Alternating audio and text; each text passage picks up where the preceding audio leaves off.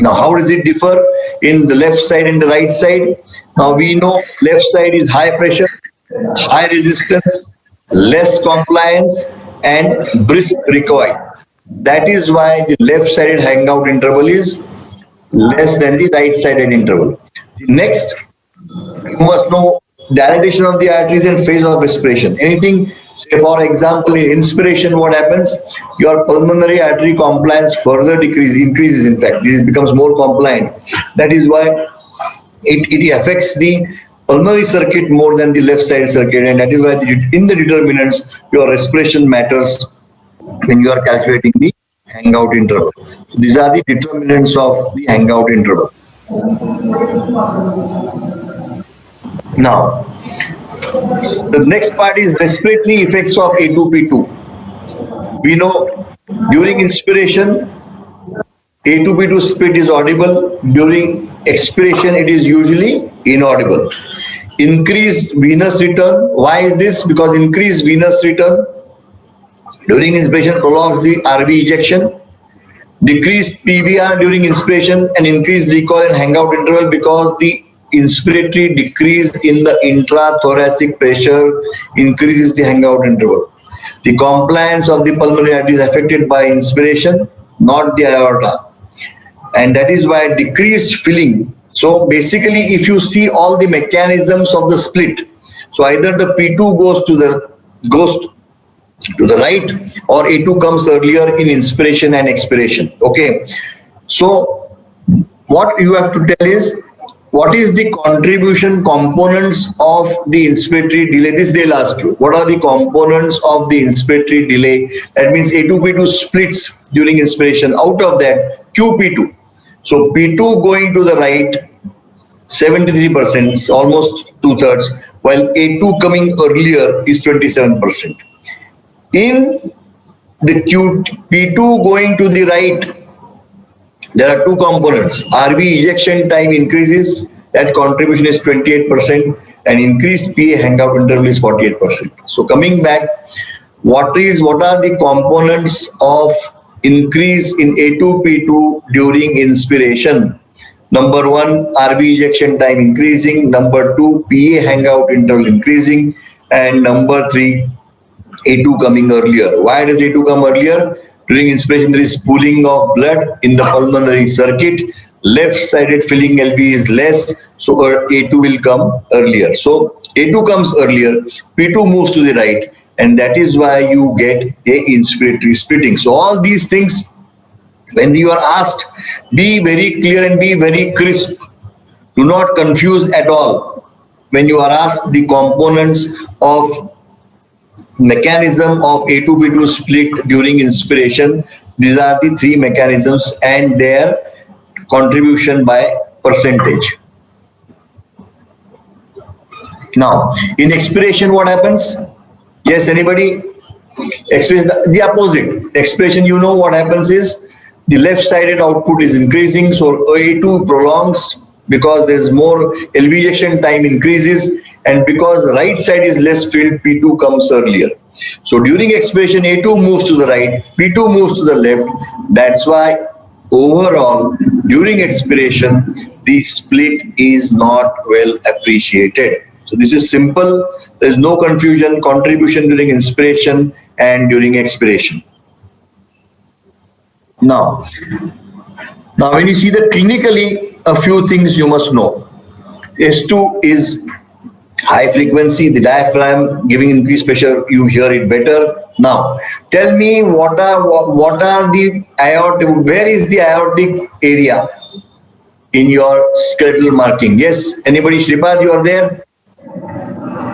Sir, actually it's from right second intercostal space to up to the apex. That is the aortic. So basically, right intercostal space is aortic area, left third is Erb's point, left second dorsal space is the pulmonary, and what you have rightly said, from what is it called? From right intercostal space to the apex. What is it called? What is it called? I think it's sham. Yes. That is called sash area. Sash. Yes, It is called sash area from right intercostal space to the apex. Now, why is this important? Two reasons. Why? How does this help us? Now, which of the A2P2 is heard in the right, in the left, and in the apex? Chalo, simple. This is all simple stuff. Sir, Yes, tell me.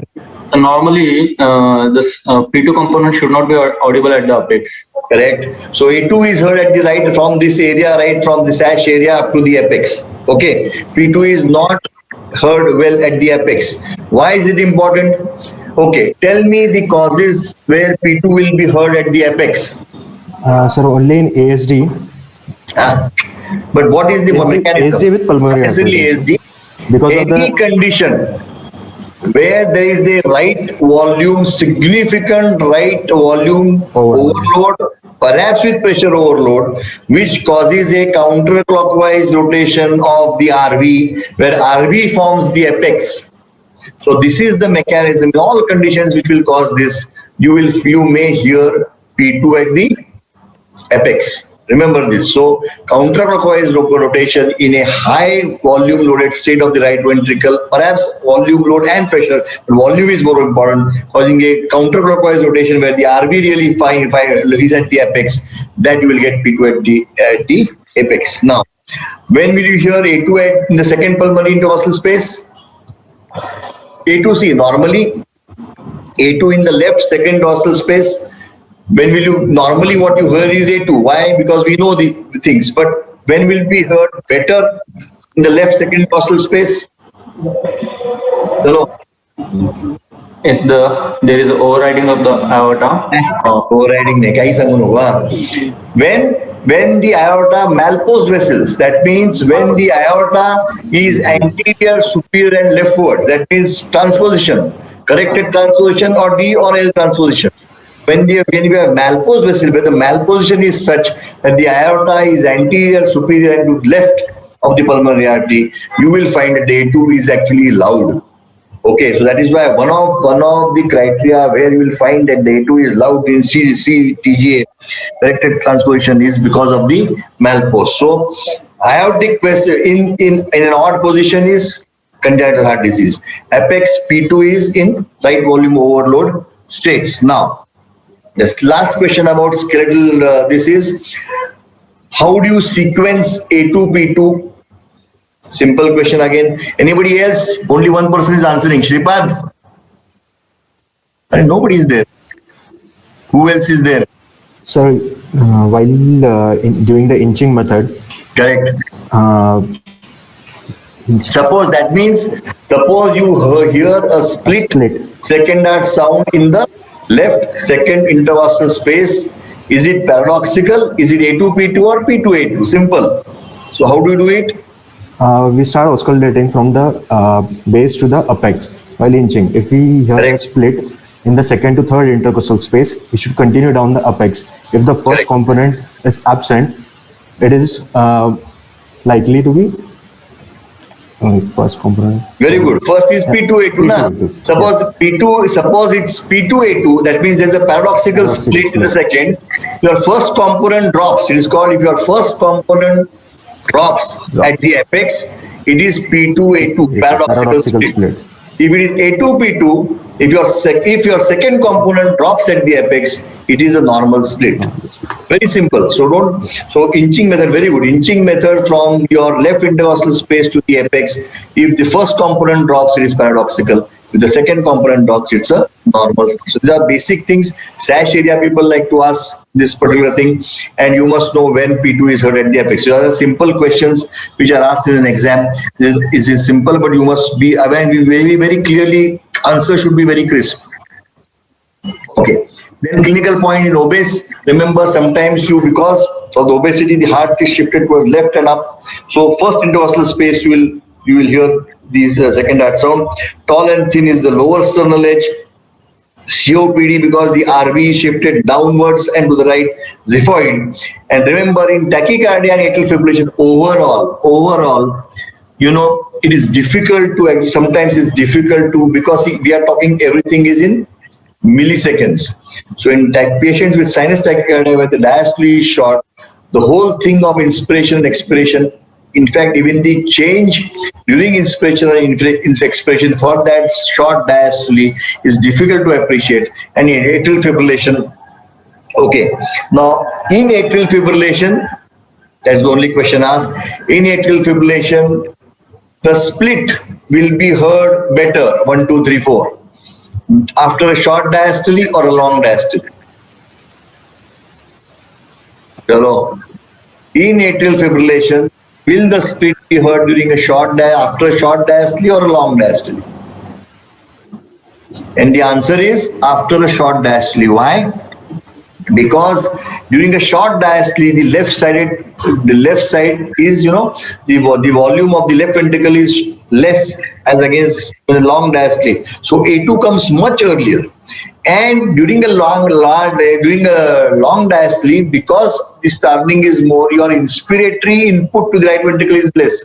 So your A2 B2 split is not very well heard. But after a short diastole, the left-sided output is low, so A2 comes earlier. So if at all you appreciate, it's very difficult depending upon the rate in atrial fibrillation. But the answer, the question is, sir, after a short diastole because of this particular mechanism. Understood, everybody? Yes, sir. Okay, good. Now, simple abnormalities of S2, split and intensity. Now, what are the 4 abnormalities? No split, single second heart sound, wide split variable, wide split fixed, and paradoxic or reverse split. Chalo. What are the causes of single second heart sound? 1, 2, 3, 4, 5. So this is simple, this is asked, and you must know properly by mechanism. Chalo. Who is answering? And only one person is answering. Harshal, are you there? Yes, sir. Harshal? Yes, sir. Yes, I am there. So Shripad, Mangesh, where are they? These boys are not answering. Only Pranav. Is Pranav there? Who is it? Yes, sir. Yes, sir. Pranav, Absent A2 or absent P2. single, basically simple. Single semilunar valve, truncus. Yes, sir. Semilunar valve atretic, aortic or pulmonary atresia. Severe stenosis of a semilunar valve, severe AS, severe PS. Why? Why? Why in severe AS and PS we get single second heart sound? Because of the hangout interval. Why? Because mobility of the valve, a thickened valve, when it closes, the mobility is so poor that it hardly generates a sound. Number 1. Number 2, on the right side, the pressure beyond the valve is so low that there is deceleration. So in a severe PS, it's basically the mobility related. Will not produce a sound. Okay. PH, what is the mechanism of single second heart sound? Chalo. Arey boys, you have read everything. What is it called? Getting a single second heart sound in PH is called what? Boys, you're not answering. This is called retrograde masking. That means what happens in PH we'll see later, but PH, the sound is so loud, it masks the A2, and that is why it is single. So it is not that it is not split, but it's so loud that it is called retrograde masking, and that is why you get a single second heart sound in pulmonary hypertension.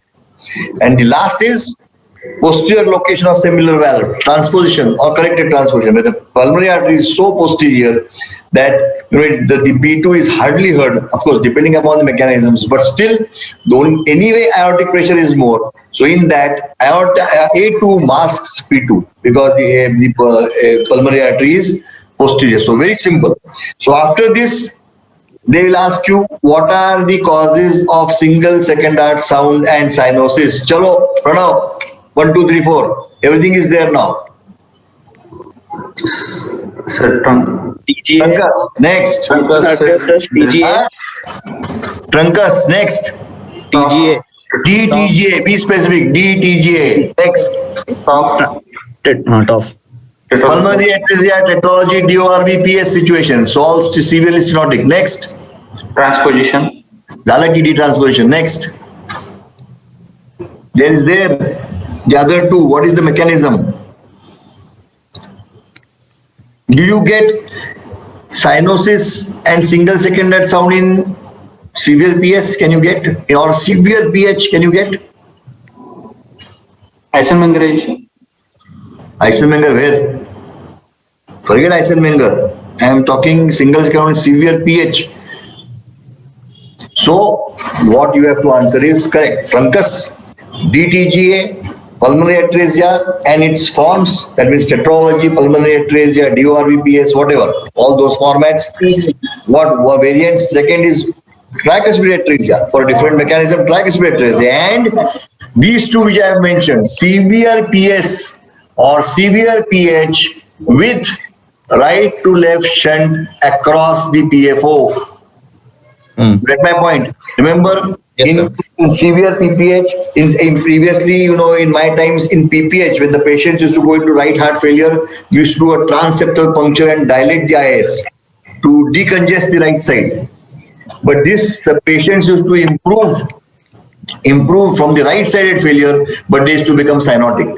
So severe PS or severe PH with right to left shunt across the PFO is the mechanism of cyanosis with single second heart sound. So this is all clear. Once you understand, it should come 1, 2, 3, 4. Okay, and don't be specific. Don't say TGA. Okay, TTGA, because you know why it is. Okay, so this is question answers. Next, just mentioning, this. A2P2 varies 20 to 50, more than 50, they'll ask you, what is the definition of wide split? More than 50 seconds during inspiration, 20 or more during expiration. Normal standing in expiration is less than 50 milliseconds. Now, what is the clinical definition of wide split? Pranav, Harshal, Alayantita is there, Henna. It should persist in expiration. Clinically, if it is heard in standing position in expiration, it is a wide split. Clinical definition of wide split, the millisecond definitions of split I have just mentioned from the books. Okay, normally up to 20-25 milliseconds, the split or the difference may not be audible to the human ear. It depends. It varies. Some books have mentioned 20, some have by 15, some have by 25, but not more than that. Okay, and what is the clinical definition? Heard well in standing position. The expression is the clinical definition of wide split. What are the determinants of split? This, if you know, then you can answer any question. Pressure difference between two circulations, ejection properties of the ventricles, hangout interval, aorta and pulmonary artery, right side and left side venous return, ability of the respiration to alter the venous returns, and onset of electrical impulse. If you know this, you can answer any question. So suppose somebody asks you, what happens to the split in right bundle branch block? We know it's electrical impulse. Okay, so we know what happens in left bundle branch block. We know because the A2 comes late. So everything is based on this, the determinants of split. So you don't have to mug this, no one will ask you, but when they ask you mechanisms in a PS patient, you should be able to answer this. Say for example, in a PS patient, there may be, what happens, P2 goes to the right. Why? Because LV ejection, RV ejection is prolonged. Number two, if there is a posterior dilatation, the hangout interval is low. So all these will prolong. So once you know the mechanisms, you will be able to answer. They are not going to ask you name 1, 2, 3, 4, 5, 6. But in a given case, they'll ask you why is the P2 delayed. Then you know the mechanisms. Okay. So wide split mechanisms: prolonged RV ejection, moderate to severe PS, right side volume overload, severe right ventricular failure, ejection is prolonged, acute pulmonary embolism. Why? RV fails. And PH with failure, wide split. Remember this. What does, Harshal, what happens to A2P2 in PH? Harshal. Shripad? It should be narrow, and normally in pulmonary hypertension it should be narrow. Why? Because the P2 component will come earlier as there is pulmonary hypertension. So So that resistance is increased and hangout interval is decreased. So basically, number one, hangout interval decreases. Number two, the diastolic gradient, the significant difference we'll see at the end. That is why the P2 comes early. It is loud and it may mask what is called retrograde masking. You may have a single second sound. Now, provided the right ventricular doesn't fail. So in PH, so suppose they ask you what is the cause of wide split in PH? It has to be PH with failure. That is what is the question that you know. Electrical impulse to the RV, right bundle branch block, LV basic LV ectopics, common sense. Okay, and increased hangout interval, idiopathic dilatation of the pulmonary artery, ASG and PS with pulmonary artery dilatation. So remember this. So that is why if you have a PS with significant post-stenotic dilatation, we'll see that when we talk about PS, what are the mechanisms of post-stenotic dilatation in pulmonary, we'll discuss that when we discuss PS. But if you have both, then it does modify your P2 significantly. You know, the P2 really can be soft and can be delayed. The split will be wide. So mechanisms, RV ejection, electrical impulse and increased hangout interval. Very simple. You don't have to mark the left side, but when they ask you the right side, you should know the mechanism. This is important. This is very simple. And the other mechanism is A2 comes early. What are the causes of A2 coming early? Severe MR, large shunt of VSD. Why? Why? Decrease isovolumetric contraction time in MR and VSD. Timing. Why? Because the isovolumic contraction itself is gone. So it decreases the isovolumic contraction time. So your A2 comes early. That's why you may get a split in the mechanisms where the A2 comes early. Okay. Now this is important. Simple again for this is given in Somanaju's book, and simple and good. That what are the factors on which the variability of S2 depends? Two atria, that means the IS has to be intact.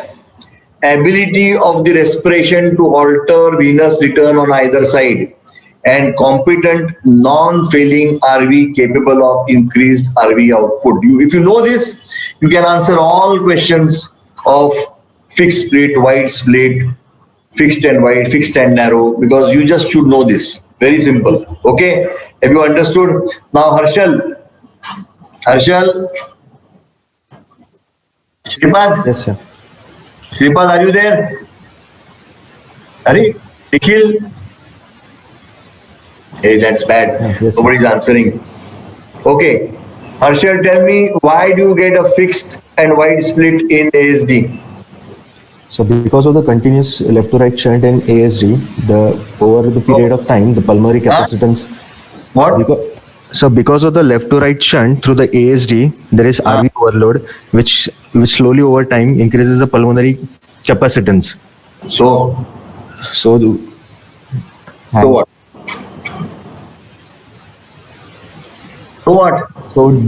Why do you get a wide split? What are the mechanisms of wide split? You are correct. Right side volume overload, more ejection time, pulmonary artery, what happens? Dilated, increased hangout interval, so it becomes wide. Yes. Why is it fixed? Come on here. So, What? So because even during expiration, the LV and the RV output are maintained because of the continuous shunt, left to right shunt. Check. Why is it fixed? Why during inspiration it is not wide and expiration it is doesn't narrow? Why? You are correct, but you are not answering the right way. What happens during inspiration? The right-sided volume increases, correct? Yes, sir. So relatively, because the RV is already filled, your left to right shunt decreases to that extent. So your LV also fills from the shunt. Yes. So eventually during inspiration, your RV volume increases by inspiration and your LV volume increases by the shunt. So it remains fixed. So basically what you said is right. The IS not being intact, it allows free communication between the four chambers, where the inspiratory rise on the right side is compensated by the expiratory rise of the shunt of the LV on the left side, and that is why it is fixed and why it is wide. I have told you. So you should be very, very clear why this is happening. Okay, now, who is there? Pranav, what are the causes of fixed and narrow split in ASD? Fixed and Fixed but not very wide. What are the books? What have the books mentioned? You told just now one mechanism. You already know development of pH. Pulmonary What does artery. pH cause? Unless the RV fails, pH gets it early. Hangout interval decreases, pulmonary pressure decreases, the diastolic gradient increases. So that's one cause. What is the second cause mentioned? You must know. This is given in Ranganathan's book. What is the second cause? Come on, boys. The second cause is in a extremely high volume shunt, more than 3 to 3.5:1.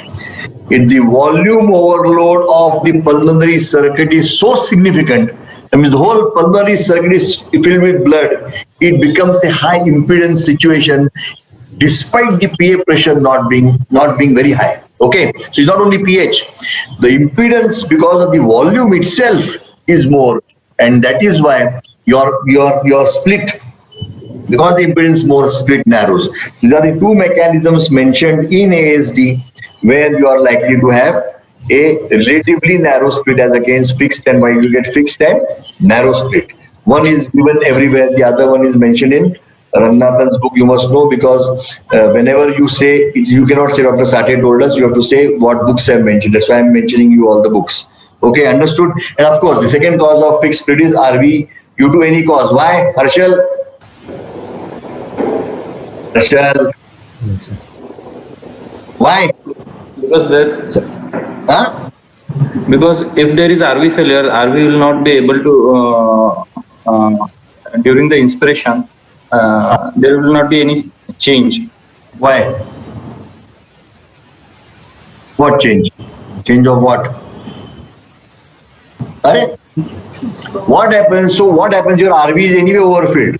So inspiratory volume may be less, and even if the inspiratory volume comes in, the RV stroke volume doesn't increase because of Frank's telling it should increase, but RV is failing. So it just gives the same output because it is a failed ventricle. And that is the reason why the output doesn't change. Whether it's inspiration or expiration, it's all filled with blood. The same output goes through the pulmonary circuit. And that is why in RV failure of any cause, we'll find a fixed split. Okay, what are the conditions other than ASD and failure which will rise to a relatively fixed split? Chal rahe, I've shown you the slide. Come on, yaar. Hey, students, where are you? Pranav, Mangesh, कौन है? Harshal? Nikhil, nobody is there. Hey, what are RVB with RVB. You must know. Can pause. Any conditions with dash fix this restrictive cardiomyopathy. Why? See, there is written there.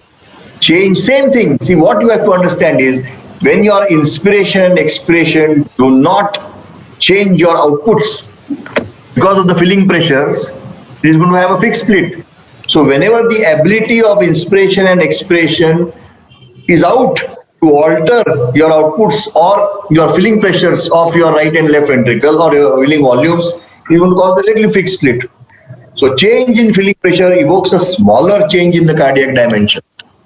So lesser alteration in the systolic performance of the respiration. So in a end-stage restrictive cardiomyopathy, you will find that it not only is fixed in end-stage cardiomyopathy, or even your LV performance is low, so you can get a wide split also. But basically, it is a relatively fixed split as compared. So the other mechanisms besides right volume overload, ASDs and your RV failure is restrictive cardiomyopathy. Severe diastolic dysfunction due to any cause. Restrictive LV and RV. Okay, understood? Paradoxical split. What is the definition of paradoxical split?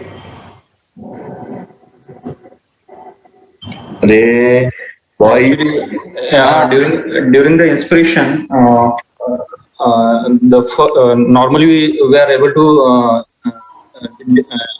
hear the split, But in Correct. paradoxical split, in the inspiration you will hear the single sound, and only in expiration will be able to make the difference. Good answer. So what you have to answer is, normally in inspiration we can hear the split.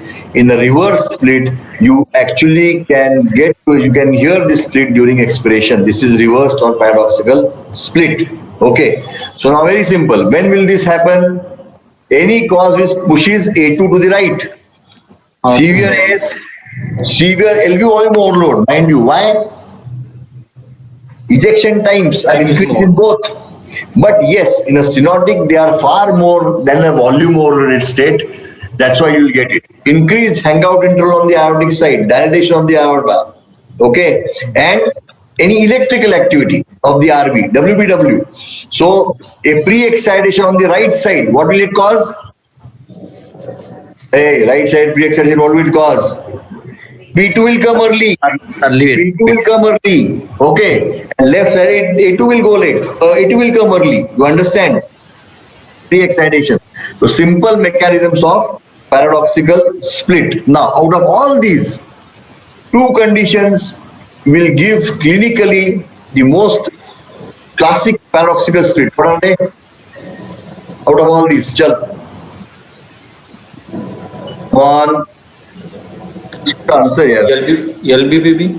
LV dysfunction with LBBB. Yes, sir. And LV dysfunction with aortic stenosis. Yes. Because both the mechanisms come into this, LBBB and AS, but on top of that is LV dysfunction. So your ejection times further prolongs. So you get a classical paradoxical split in these two conditions as compared to all conditions. This you must know. You must be able to answer. Now, I'm just mentioning what is given in Abrams.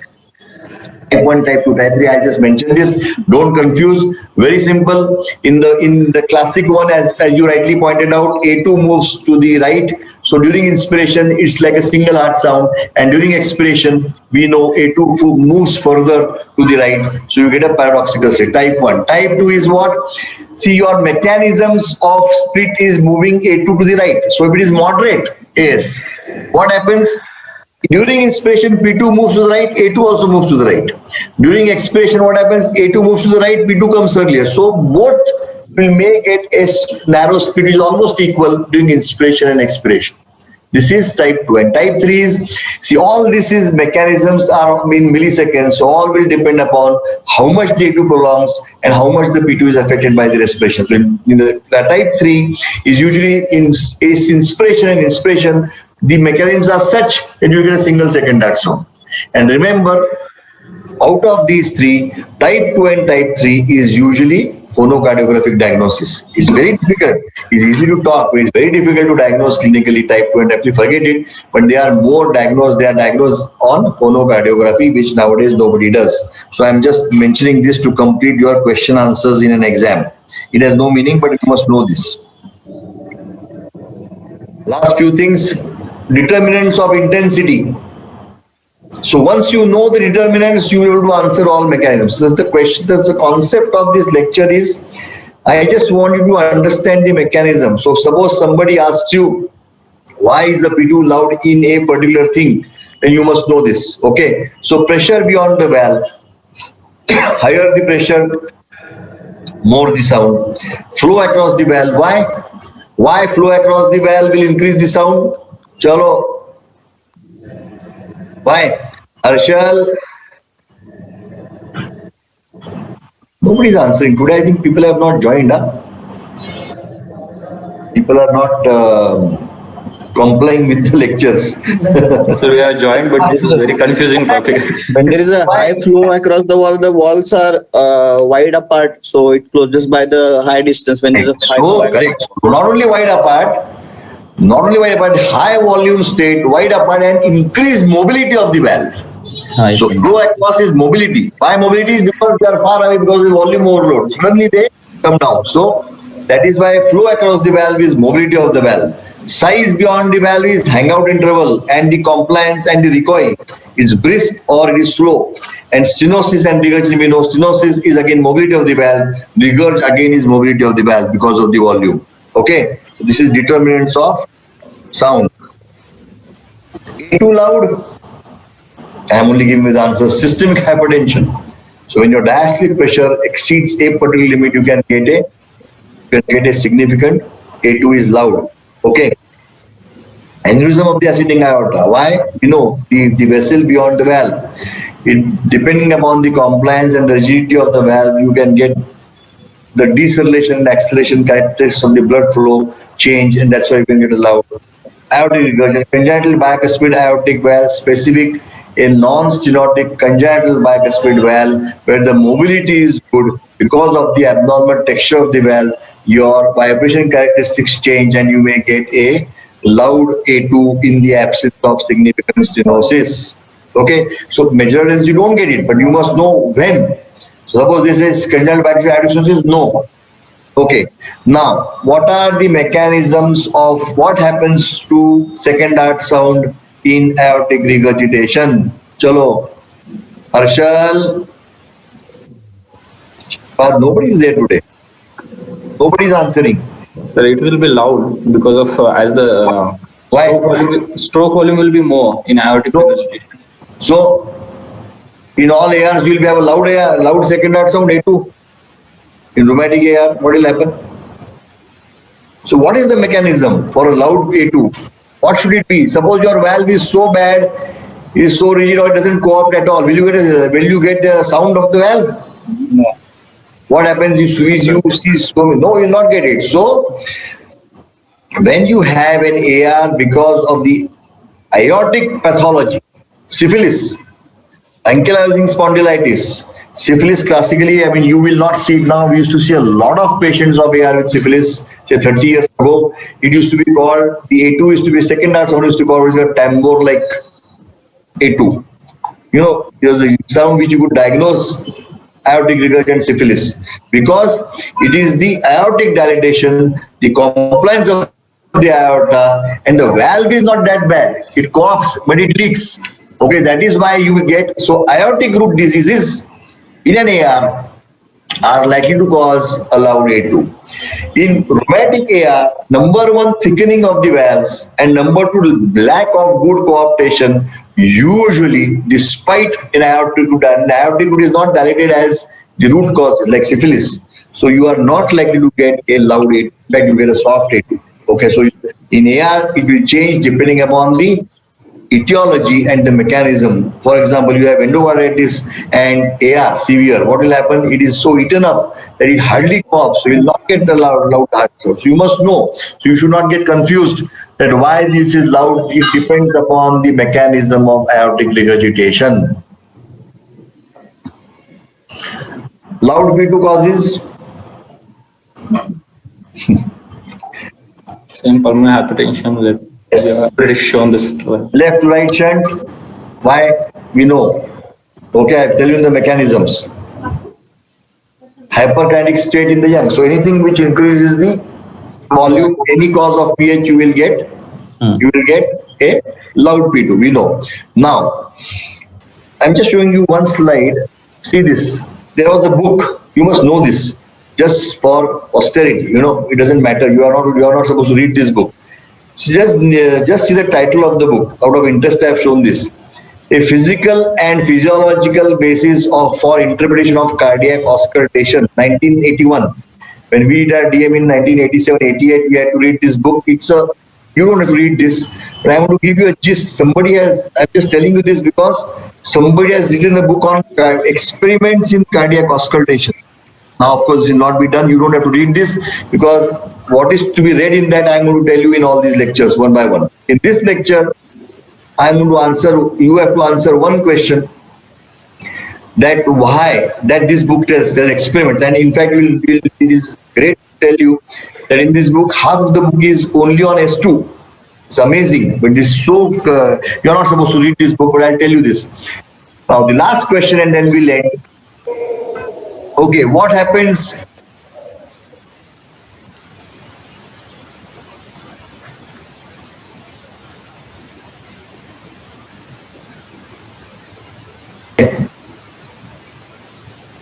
How do you grade pH clinically? So You have to correlate with aortic But sound. what? Tell me the grades, na? 1 plus, 2 plus, 3 plus, or 1, 2, 3. What is it? 1, 2, 3. What is it? 1 plus, 2 plus, 3 plus. 1 Huh? plus is, if it is equally heard, it is 1 plus. Ah. If it exceeds aortic, it is 2. Correct. If it is loud and banging, it is Banging, loud great. and banging, it is 3. Three. Now this is one. There is one more classification which I don't remember the name because I could not get it from the book. But if somebody asks you, just know this, that somebody has mentioned 4 by 6 is palpable P2. So somebody asks you an exam, is there any other one? Just says it is in one book. It is mentioned that when you have a palpable P2, it is called 4 by 6. Otherwise, plus 1, 2, and 3 equal more and banging is correct. Now tell me, what is the aortic pressure? Pranav, normal, diastolic. Approximately 80. Okay. What is the diastolic pulmonary artery pressure? Normal, Ray. One year. Huh? Arey, normal diastolic artery pressure. 10 to 14. Normal, yeah. Come on. Normal is 6 to 8. Okay. Now. When you say 1 plus, okay, it's mild pH. Remember, for banging, they have mentioned it is from 10 to 25, 25 to 50, and 50 and above. Okay, for this correlation of 1 plus, 2 plus, 3 plus. Now, I am asking you the last question. Your pulmonary artery diastolic pressure when it is 30, it is equal to your aortic pressure of 80. Why is this? You get my point? When your aortic pressure is 80, yes, we know that the A2 is loud. Now in pH, why in pulmonary hypertension, when the pulmonary artery pressure is say 30, it is equal to A2? Chalo, this is a gold medal question, huh? This is because of the difference in the wall structure, difference in the vessel wall. What vessel wall? Check. Pulmonary artery is a little bit thinner with high compliance than the aorta, which is the thicker and low compliance. So what? The resistance compared to the systemic Systemic circulation. impedance is So what? more. What? We are not talking. We are asking you, when the PA pressure is only 30 diastolic, you are getting a P2 which is equal to A2. When it is 50, when the aortic pressure is 80, 90, you are still getting more than a aorta. So because of the The impedance, pulmonary artery is anterior That is one. than the aortic wall. That is one, but that is not the main mechanism. That's why it's a gold medal question. systemic impedance is more. This, if you answer, remember all boys, you will get gold medal. So I'm answering this question. It's given in Paul Stein's book. See this. Properties of the pulmonary artery and aorta. Your pulmonary valve and the pulmonary artery is more distensible, pulmonary valve. So amplitude of the pulmonary valve is more than the aortic because the pulmonary valve is more distensible. Number one. The surface area of the pulmonary valve is approximately 9.93 as against 8.6 on the left side as compared to aorta. Okay. So your pulmonary valve is larger. It is a more distensible valve. And the most important is the increased rate of change of diastolic pressure gradient. Do you understand what I'm saying? When normally your pulmonary diastolic say 8, 9, RVDP is 4, 6. What is the gradient? Diastolic gradient. Okay. Aorta is 80, LV is 8, 10, 12. Diastolic gradients you have seen. Now, so the pulmonary artery pressure when it becomes 25, 30, 40, 50, see the sudden increase in the diastolic gradient. Diastolic gradient from 4, 5, 6, 7, it goes to 25, 30, 40. And that is why the rate of change of the diastolic gradient, initial being 80 and 12, and say 8 and 4, or say 10 and 6, suddenly becomes 30 and 4. You get my point? So when your diastolic pressure changes in a larger surface area valve, which is more distensible, so more movement, and that is why despite the pulmonary artery diastolic pressure being much lower than the aorta, P2 is equal or more than A2. This is a gold medal question. Remember this. That means you have really understood the full mechanism of pH. Understood? Yes, sir. Boys, Third point I didn't get, sir. third point. What is the third point? What is your pulmonary diastolic pressure normally? Say 10. Okay. So what is your diastolic gradient normally on the right side? 10 versus 6 to the RV, na? RV is so much. What is left-sided aortic pressure? 80 and 12. So normally the gradient, diastolic gradient on the right is much lower as compared to on the left side. Okay, that is why your P2, A2 is banging. Now when you start getting pH, see the change. In a hypertensive patient, so for example, chalo, in a hypertensive patient, your diastolic is 80 and your LV is say 8. Okay, when a patient develops hypertension, what will it become? 100, 110, okay, and 8. The PA pressure from diastolic 6, it becomes 50 with moderate pH. Though that 50 is less than 80 on the aortic side, see the rate of change of diastolic pressure gradient is far more on the right as compared to the left, because the basic pressure itself is low. The diastolic gradient increasing, you will get more distensible valve, you get more force, more recoil, it becomes a louder P2. So this is why you will get a louder P2 because of these three mechanisms, despite the pressure not being equal. Obviously, one point also mentioned is that the PA is anterior, but that is not important. That is important, but these are the three mechanisms why, despite the numbers being lower on the right side, it is equal or more than A2. This is a gold medal question. Boys? Sir, it means the ratio, what we are looking Correct, is at correct. the The rate ratio. of change. The ratio is much more, na? See, from 8 minus 4, you are going to 40 minus 4. Well, here it is 80 and 12, you go to 112. That is why the rate of change between those two and distensibility and surface area, all these matters, all these three count in giving you a P2 which is much more, despite the diastolic pressure not being equal to the aortic pressure. Okay.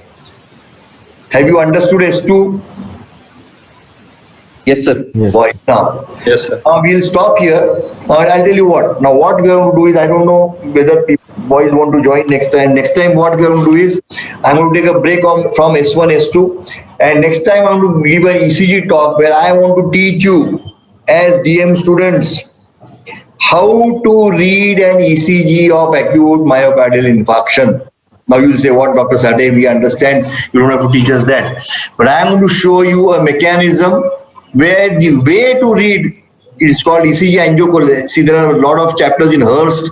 The idea is, because when you are a DM student, you have, when you read an ECG of you must come to conclusions regarding 1, 2, 3, 4 anterior infarct and an inferior infarct. I think I've given this lecture several times, but as DM students, I want to know the way to read an ECG of an AMI, which there is only one way of doing it, and which I'll teach you next time. So we'll just break from S1, S2 and go there. Besides that, then we have, but this is in two parts, because one is where you correlate from an ECG with the angio, how to read it, but it's not giving you criteria 1, 2, 3, 4, which is given in Hurst. So I'm not going to give you a textbook picture. I'm going to give you how to read, and I'll show you. Then there is one more lecture, ECG correlates of reperfusion. Type 1, type 2, type 3. Does anybody know that? I'll teach you that. As cardiologists, as DMD students, you must know this. You should know more than actually even MDs. Everybody should know this, but DM students have to know this. So I'm going to break and give you a lecture on that. Then we'll have a talk on S3. And from next time, when we start S3, I'm going to start asking you questions, because we have done JVP, Pulse, S1, S2. I'm going to ask you questions. So each time an exam question simple will be asked, you have to answer. Then S3, then S4. Then again we'll take a break on ECG. Then we'll look at hemodynamics, clinical hemodynamic correlation, mitral stenosis, then MR, then AS, then AR, then a few guidelines. Then we might get in a few other speakers who are better than me to tell you a few other things. But I'm going to tell you, I teach you basic hemodynamics, basics of what I know, which I would like to give you. There are so many, I don't know so many other things. Others will teach you that. And this is how we want to take you, provided students are interested in joining. Okay. So, but you must read and you must, there should be more students answering questions. Today only Pranav was answering, only one student was answering. So we should encourage people to come and answer. It's not a question of, because I cannot interact otherwise. I don't know whether you're understanding. So next time you will have, after 15 days, they will again, I must thank Intas again. They've done a great job. I don't know how many people are coming, but if students are interested, then we'll continue this. I want to take a series of lectures of 20 to 40 lectures each year, the same pattern. Next time you hear, everybody will, all of you, second time you hear, you will know everything. And there's nothing in an exam. I believe it's all, exams are all predictable. Once you understand the mechanisms, that is the aim of these talks. Otherwise, what is there to tell you in S2? You have 5 books, you can read it, but no, you must understand, and the way you answer questions is only if you understand what you are talking. Otherwise, clinically, once a clinical case comes, then I'll tell you how to correlate clinically later on. But this is the basics. So I still feel, because people don't teach you, I mean, nobody will now give you these lectures, because for a DM student, what is there to tell about S2? They know everything. But I still feel that we must discuss hemodynamics of each and everything, because that is the way to learn cardiology. It is extremely important. I'm telling you again, S2 in a exam case, in a congenital heart, really decides everything. PH, PS, single seconds out, split, no split, mechanisms in different manner. Once you understand the mechanisms, you will be able to answer. So no one is going to ask you questions 1, 2, 3, 4, except a few. Okay, like cyanosis and single second and cyanosis 1, 2, 3, 4. But once you know, but if I ask you why in TJ you get it, you must know the answer. That is important. So no examiner asks you questions and enumerate all these causes. That is not expected from you, and nobody will ask you. But if you understand the mechanisms, you will be able to answer anything. The exam is predictable. According to me, each and every student should pass an exam if you are methodical and you target your studies properly. I still believe there is no reason to fail in an exam if you understand hemodynamics, unless it's your bad luck, you have some very difficult case. It's all a predictable game. Same questions are repeated. It is just your aptitude and your understanding of hemodynamics which the examiner wants. Especially all the elderly examiners, they are interested in your answering your hemodynamics. So that is why I'm taking these lectures. So hopefully next, after 2 weeks, we'll have the ECG session, and I am telling you, this is the only way to read an ECG. Honestly, I'm telling you, after going through all the books, there are 2 books. One, of course, is Heinbelen's book, and secondly, there's a book, I don't know whether you have read, An Acute Myocardial Infarction by Samuel Skarowski. I don't know whether you have seen that book, a fantastic book. It teaches you how to interpret. So I have combined these 2 books and prepared this lecture. Many of our students here have heard this, but I still feel that each and every DM and DNB should know how to read an ECG of AMI. The way to it is how to read an ECG. So hopefully we'll have that lecture after 2 weeks. Till then, good night, and please read. Keep on reading. That's the only way to learn. Okay. Thank you very much and goodbye. Thank you, sir.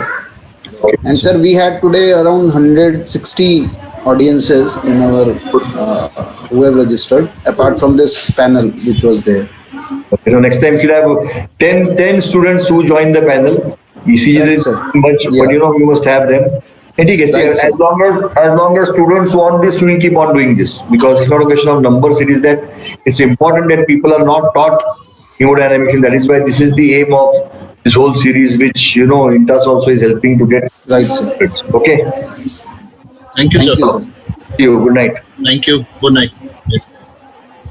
Thank you, Dr. Shivraj, Dr. Harshal. Thank you. Support team.